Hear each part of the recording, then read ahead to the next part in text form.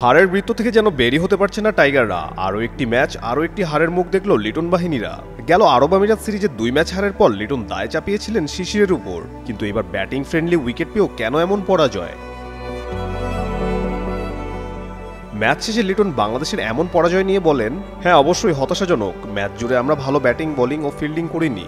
আমি কোনো কিছু বলছি না, তবে আমাদের শক্তভাবে ঘুরে দাঁড়াতে হবে। সামনে এখনো 2টি ম্যাচ আছে। গতকাল বুধবার আগে ব্যাট করে 202 রানের লক্ষ্য ছুড়ে দেয় পাকিস্তান। জয়ের জন্য রান তাড়ায় নেমে বাংলাদেশ শেষ পর্যন্ত থেমে যায় 164 রানে। হার মানতে হয় অল আউট হয়ে। ম্যাচ শেষে লিটন দাসের বিশ্বাস, এই রানটা তাড়া করা একেবারে অসম্ভব ছিল না। ব্যাটাররা সুযোগ কাজে লাগাতে পারলে ফলাফল হয়তো ভিন্ন হতে পারত।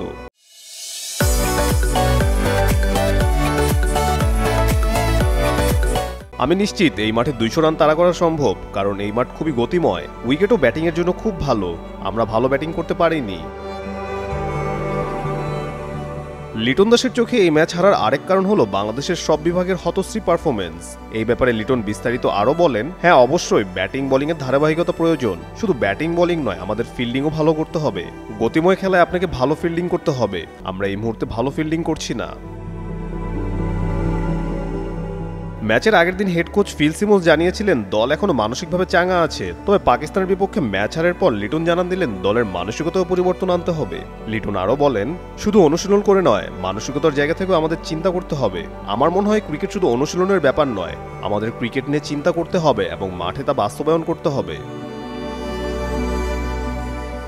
কাজী সাকলাইন আহমেদ, যুগান্তর স্পোর্টস।